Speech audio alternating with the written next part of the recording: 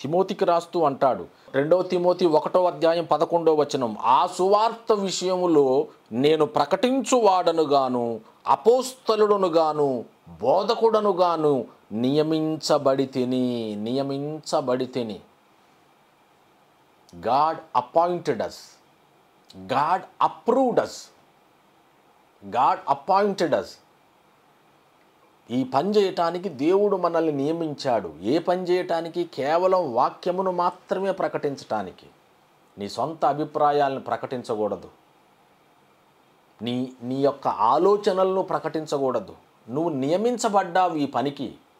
ఏ వ్యక్తి కూడా ఒక దేశానికి రాయబారిగా తనను తాను నియమించుకోడు కదా. ఇదిగో నేను అమెరికాకు రాయబారిని అని ఏ వ్యక్తి తనకు తాను ప్రకటించుకోలేడు, తనను తాను నియమించుకోలేడు.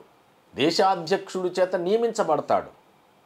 సమకాలీన పరిస్థితులను గూర్చి నియమించబడినటువంటి ఈ రాయబారికి అనేకమైన ఆలోచనలు ఉంటాయి, అనేకమైన అభిప్రాయాలు కలిగి ఉంటాడు. కానీ వాటిని ఏమాత్రం బయటికి వెలిబుచ్చడు కదా. ఎందుకంటే ఆయన ఏం మాట్లాడాలన్నా కూడా దేశాధ్యక్షుడి నుంచి అనుమతి అవసరం.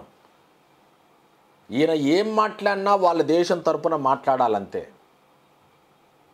దేవునితో సమాధాన పడుడని మేము క్రీస్తుకు రాయబారులమై ఆయన పక్షమున బ్రతిమాలు కొనుచున్నాము అన్నాడు. మనం ambassadors of Christ, ambassadors for Christ.